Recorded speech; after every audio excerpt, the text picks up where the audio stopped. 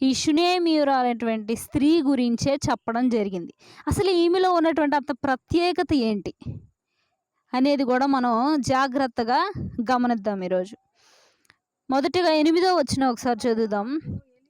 ఒక దినమందు ఎలీషా షునేము పట్టణమునకు పోగా అచ్చట ఘనురాలైన ఒక స్త్రీ భోజనమునకు రమ్మని అతని బలవంతము చేసెను. గనుక అతడు ఆ మార్గమున వచ్చినప్పుడల్లా ఆమె ఇంట భోజనము చేయుచూ వచ్చెను. కాగా ఆమె తన పెనిమిటిని చూచి, మన యొద్దకు వచ్చుచూ పోవుచున్నవాడు భక్తిగల దైవజనుడని నేనెరుగుదును.